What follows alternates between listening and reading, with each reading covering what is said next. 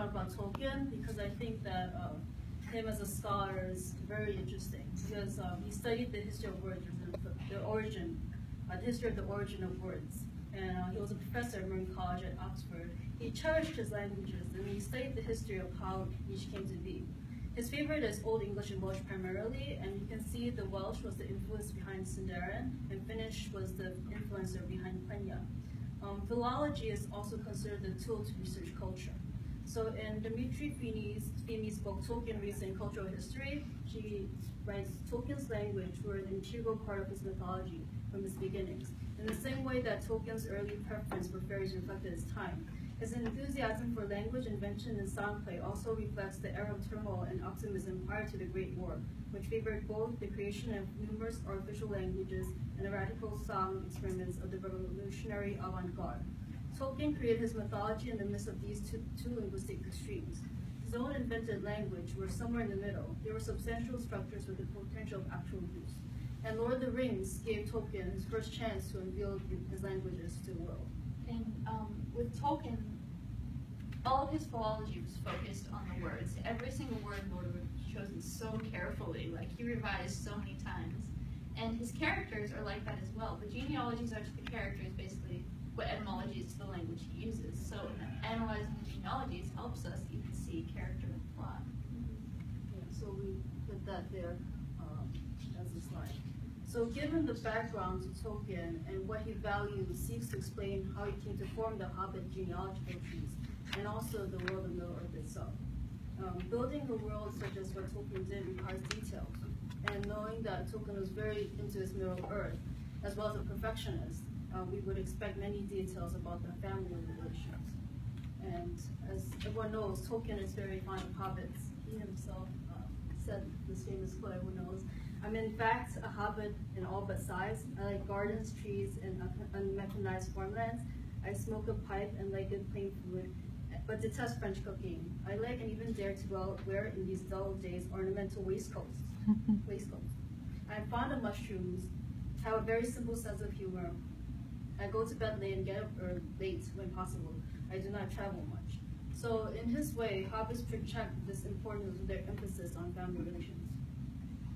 Tolkien spent hours, hundreds of thoughtful hours, inventing and discovering names and creating complex genealogies of hobbit families.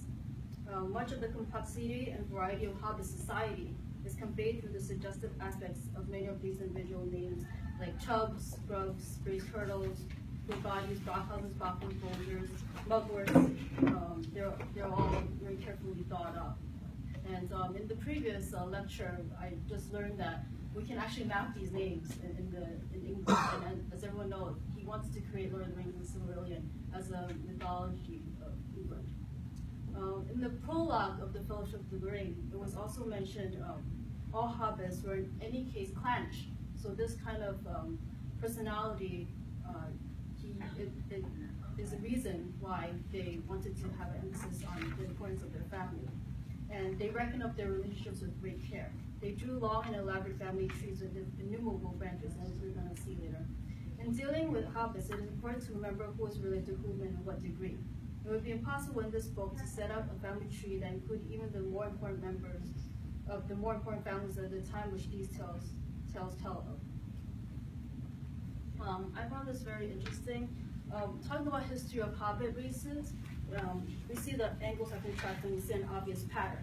Okay? So the origins of both are lost in the midst of time somewhere beyond distance and massive eastern range of mountains. The ancestors of both the hobbits and the Anglo-Saxons migrated across these mountains and settled elsewhere. So in here we see Marchul and Blanco, who are part of the Valhide, because the race of hobbits were three: the Valahides, the Stores, and the Harfoots. And the Valahides were the ones that marched out to the Shire, the present-day Shire. And I found this interesting about the origin of these names, and that's the reason why Tolkien chose their origin. So Harfoot is an English surname, Harfoot, which means fast runner or nibble as a kid. So you see some of the original thinking behind these names. And when the Marchul and Blanco founded the Shire, also talk about Book of the Marriage, and he was the original founder of the Old Books, which then turned into Brandy Buck. Brandy Buck. There's this quote that I thought was interesting before I get to the Brandy Bucks. Found in Bandersnatch, the biggest changes in The Lord of the Rings, revisions were made to characters' names and family relations, particularly to the Hobbit families. Tolkien's tendency to completely rework his text shines through in Hobbit genealogies. And Bandersnatch is a book by Diana Blyar, which is a good read. It talks about all the inquiries in that book. Let's talk about the Brandy Bucks. According to how Brandy Goldbuck in The Marriage built the Brandy Hall and then changed the name, changed the family to Brandy Buck.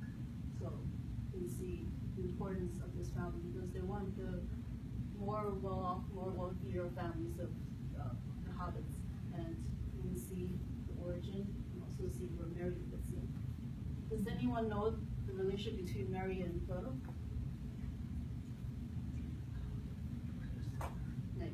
Like third cousins, aren't they? First cousins once removed.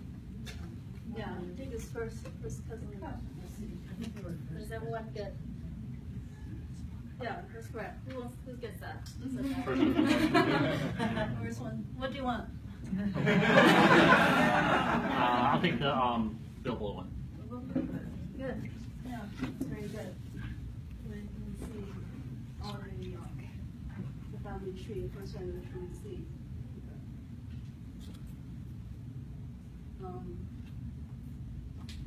The next big family is the Tooks, and we love our Tooks.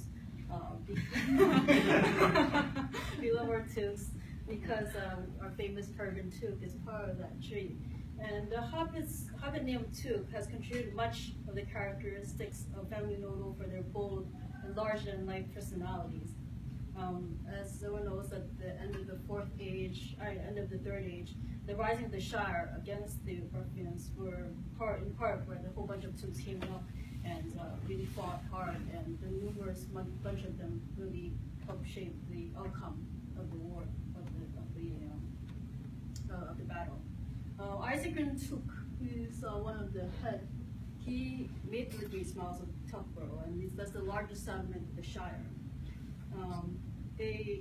The Book of the Marriage Day, he was also an ancestor of Barden Hud, and then it became Isengrin Took, and then it went down to Paladin and Peregrine, and then ultimately Faramir Took in the Fourth Age.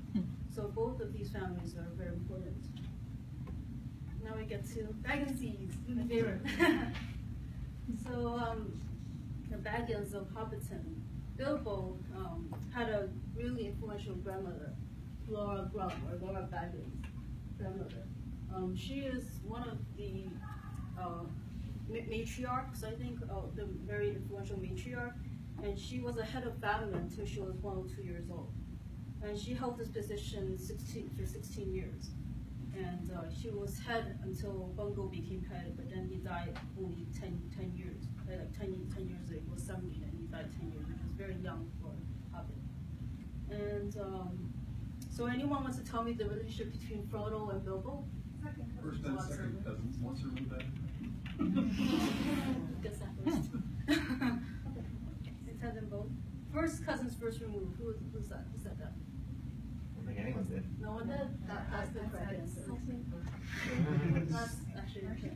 Because everyone in the movie first said they're not familiar. First cousins once removed. You said that, didn't you? First And cousins then once you said both. I said second cousins once removed Oh. because those are cousins up there, their parents.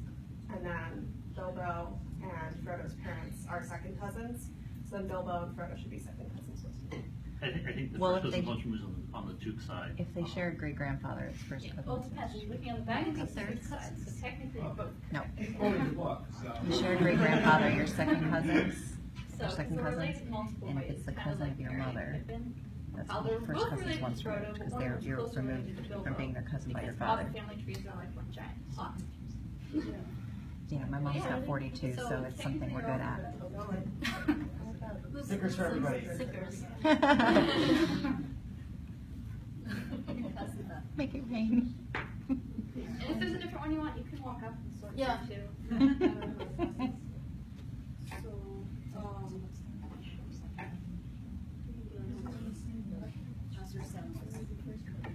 so Samwise, the long father tree of Samwise, I want to just emphasize, obviously I found this very interesting. Samwise and Aragorn both married to the Cotton family, so I thought that was interesting. And also what's interesting is the evolution of the Genealogy, which I heard in the last lecture, and I thought that they became gardeners when they become later on.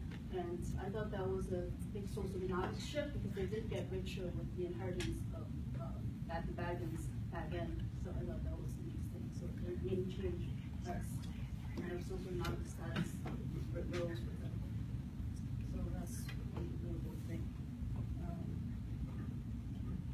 And the Third Age Hobbits are only one portion of Middle Earth, and Tolkien really meant his stories of the First Age to play a bigger role. And to give more context about his role, we need to look at the Silmarillion symbols of his heart. So now we can talk a little about those. All right, so we're focusing in on the elves here, but I want to give a passing mention to the trees of men, because that plays a large part with Aragorn being Eric Isildur. But the noticeable thing about the big trees of men in the actual plot of Lord of the Rings is they're all actually descended from elves as well. The men that married into the elven trees, one of those half-elves that left, started the entire, there's Numenor, and then it starts the line that trickles all the way down to Aragorn. And actually in one of his letters, I believe it's 131 exactly, Tolkien says men came inevitably, they were going to be there regardless. But they remained peripheral, latecomers, and however growingly important, not principals. And he actually says later that the elves, any nobility in men is from a downstream of elves blood, which I think is interesting because you have the revered peoples that aren't really related to elves at all, but the main focus of the Numenorians, he said, those with royal, those that are noble, is completely because of the elven line. So, with that, on to elves, and all the confusion there. Half the time when I ask someone what's the difference between a Sylvan and a Sindar and an elf, they just kind of stare at me. I don't know, how many of you are familiar with the different branches of the elves? Awesome, that's over half of you. But yeah, so I'm going to start with a little bit of technically cultural genealogy first, with the divisions of the elves, before I get to individual family trees. So, all of the elves are called Quendi. Initially, Tolkien actually says in his letters that he was just going to call the elves Quendi. He wasn't even going to mention the word elf. Later that's changed, and Quendi is instead the Quendian word for elf, so it's an elf word for elf. All that fun stuff. And the majority of the elves are referred to as Eldar. Basically, the elves were created, and then Melkor started to try to corrupt them, and then the Valar realized that. They fought Melkor, that's the first time they threw him away, and then they told the elves, come, follow us to Valinor. And that's when they were set up in Amon, and then some of them said no. That's the Avari, the unwilling. They didn't even get to see the two trees, they just said no. They actually killed Melkor, we're sitting here. And then the rest of them that went are referred to, in general, overall as the Eldar. And those are the ones that started the journey towards Valinor. As you can see, not all of them finished it. The Vanir and Noldor, all of them finished it. They all went all the way to Amon. The Teleri, however, you get 3 different branch groups. You get the ones that indeed kept going all the way, the Noldor and the Vanir. Then you have the ones that as soon as they crossed the Misty Mountains, sort of sat there and said, no, we're staying here. Far enough. And then you have another group that breaks off, and they stayed in Beleriand, and that's actually where we get the Sindar elves. And these elves, the Sindar and the Quendi, from those who stayed east of the Misty Mountains, I believe those are largely what's in Mirkwood nowadays, the ones that are called more wild, less wise, to an extent. And then these elves, the ones that never made it to Almond, are universally known as Morquendi. They never saw the light of the 2 trees at all. And then the ones that did go all the way are just called Calaquendi. Quendi meaning elf, Cala meaning light, Mor meaning darkness. Yes? So, the orcs look kind of like elves, the ears. And there's a point in Two Towers where Saruman explains that they were elves who were tortured. How far does that go back? Do they have their Well, that's the genealogy? thing. Tolkien never says how far that goes back. There's actually 2 different origin stories for the orcs, depending on what you look. Because of all the revisions Tolkien went through, In fact, the final published Silmarillion wasn't published by Tolkien himself, it was published by his son. There's no way to know 100% sure if what all is put in there is what Tolkien believed to be the final draft. It's his son's best guess, which is better than anyone else's, but at the same time, it's not him himself. So there's two different possibilities for the orcs.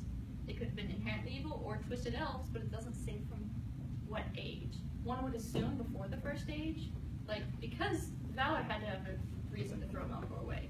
It could have been because he was literally perverting the elves, and that's when orcs were first created. I took Coriolson's Tolkien class in college.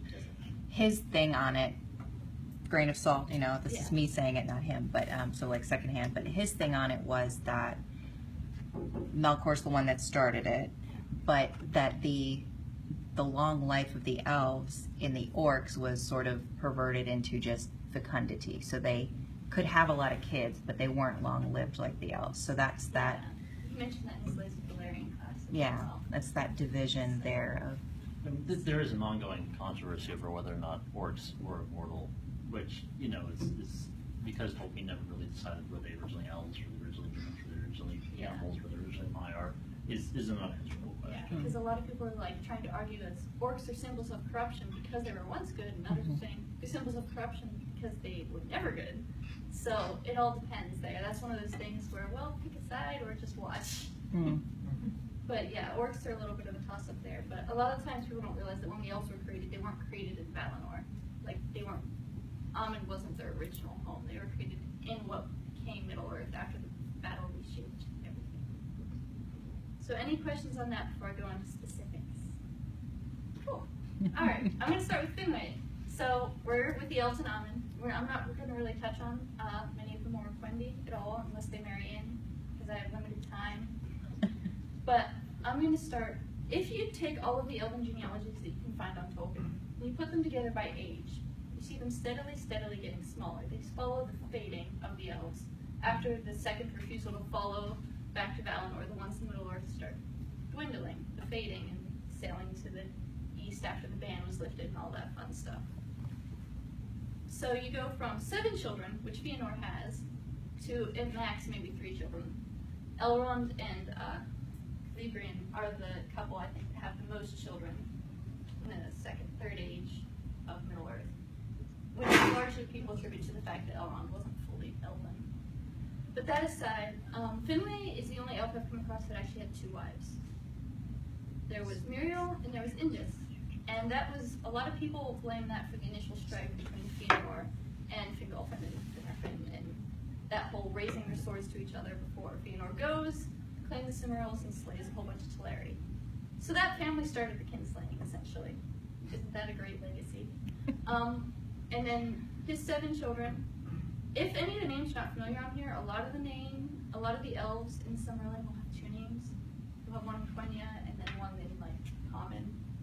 So if you see a name you don't recognize, ask me. I might know the other name, possibly. Some of the names are really long and unpronounceable. But just saying. But here you also see an interesting line. The last king of the Noldor, Gil-galad, was related to Elrond, who was his herald. And when Gil-galad was slain, there's a lot of people who are like, well, why didn't Elrond take up the Noldoran crown to become the next High King of the Elves? Well, there's the fact that he wasn't wholly elven. He was a little bit of everything. He and his family are like the hodgepodge. They have Maya, they have men, they have 3 different types of elven blood. All that fancy stuff. But here you can see the elven lines starting to reflect the breaks that happen in the actual elvish history.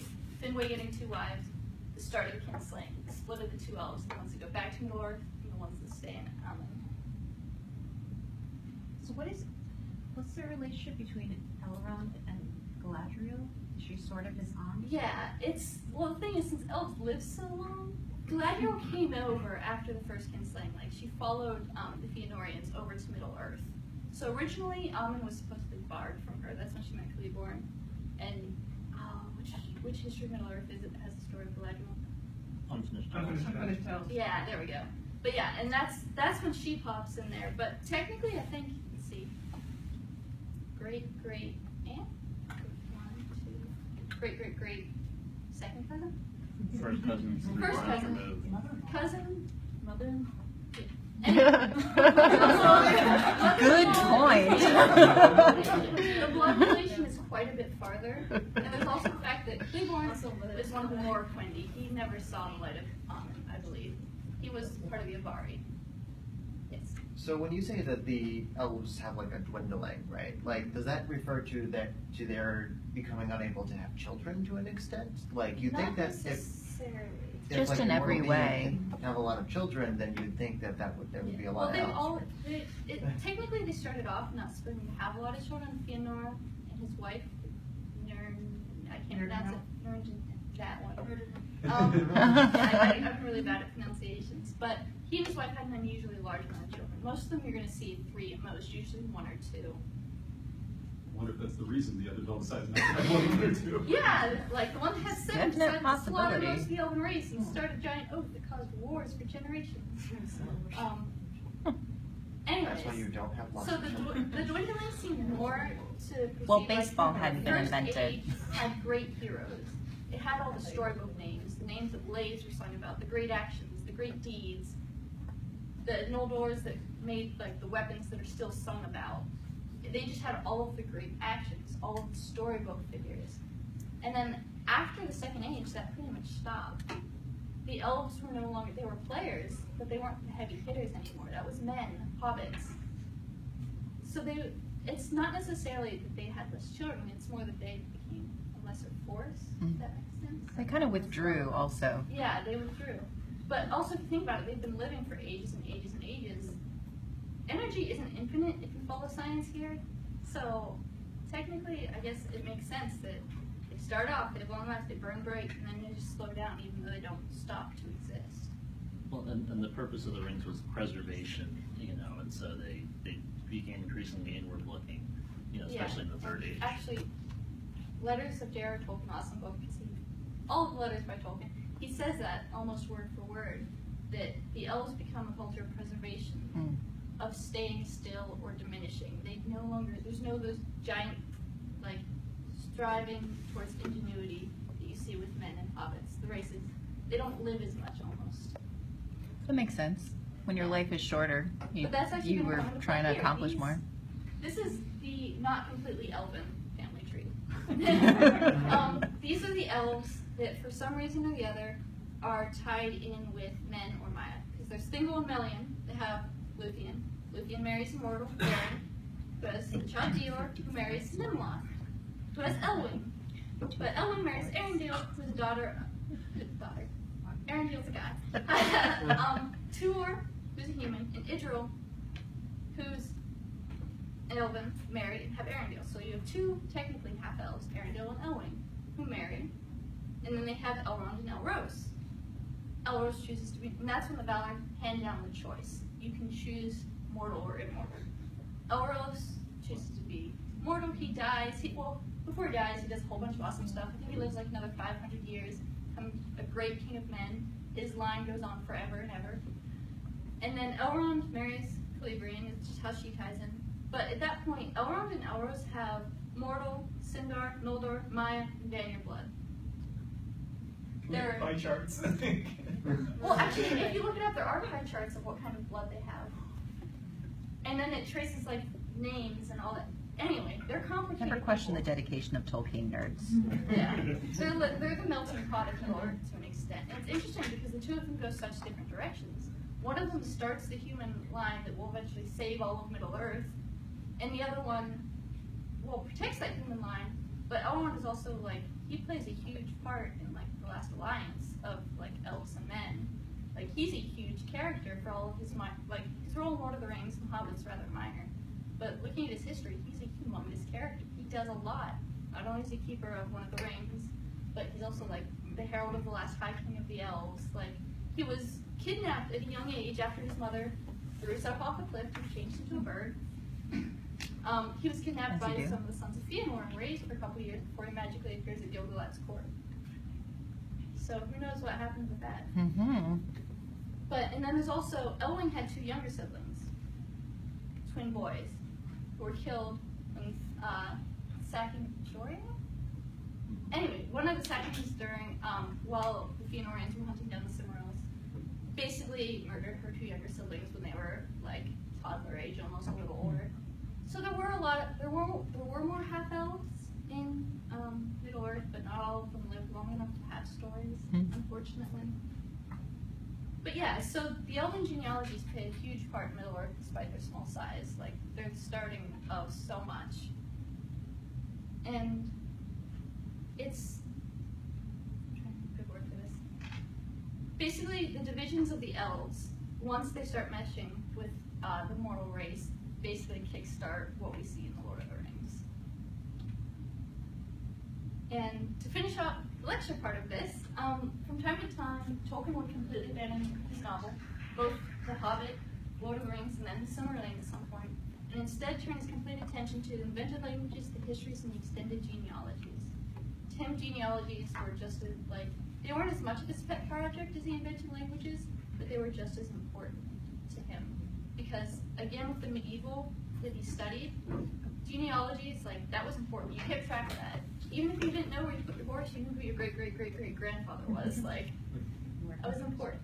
And it's reflected so well in the characters we see. So, if no one has questions for us, we have questions. Actually, a question.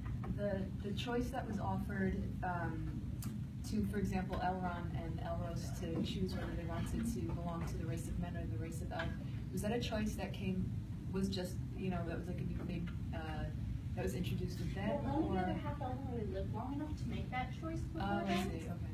Because Arendelle was changed into a star. Elwyn threw herself off the cliff. Her younger children died. Their parents died. Like, and at that point, Elrond and Elros were the surviving half-elves, and it wasn't a time of war. It was the last time they were gone. It looked like peace might start. So I'm guessing that's what had the Valar given them the choice, but I honestly don't know. But it was the first one recorded, I believe. Could also have been who their parents were. True. The Valar kind of ripped away their parents when they were infants and left them with murderers. So maybe they feel guilty. Okay, so in the film, there is a scene where, you know, Boromir says, this is Isildur's heir. And we're talking about Aragorn being descended from Isildur for 2,000 years. So if you think about our genealogies, it's impossible to trace that. We don't have the historical records. Right? Like, it's not possible. But is it because there's some elven blood that somehow they're able to conclusively make that claim? No, Isildur was Elros' heir, and Elrond watched over the line, so he knew. No one the else elves really were still knew there that besides whole time, Gladys. right? And yeah, Middle-earth has the advantage of the elves that were there the entire time. Remember. It's more like China. It's more a civilization like China or ancient Egypt, where you've got a continuous civilization for thousands and thousands of years, where So you they can keep actually stuff like that. keep records and keep track and genealogies and go back to this So none of seemingly the tribes impossible then could really distance. keep track Like, of it, but You also elves have people who were alive back then. We don't have that. good point. You go, oh yeah, I used to know your. So we also see in Tolkien that like it sort of informs the way that the characters speak. Like at times, for example, like you'll hear Aragorn say, "I am Aragorn, son of Arathorn," etc. But that's apparently supposed to mean something to people. But also, like when the Hobbits speak, you hear it in the way they talk too. Like for example, Gandalf says to Aragorn, he says, "Fool of a took," you know, and then when Bilbo, like when he has thoughts that distract him or he doesn't like them, he says, "Oh, that's just the took sign talking." You know, like apparently, like the Hobbits like to attach personality traits to these clans that they belong to and everything. I don't know. My family does that. It's true. Well, let me point out though that "tückisch" is the German word for foolish. Interesting.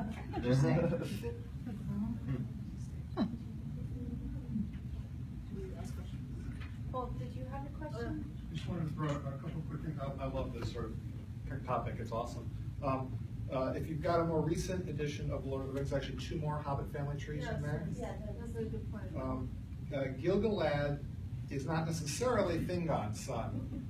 Tolkien went back and He forth changed his on mind that. twice. Yeah, I picked one because it was easier than I understand. that whole mess. I understand. But it's kind of like how Frodo's name was almost Bingo.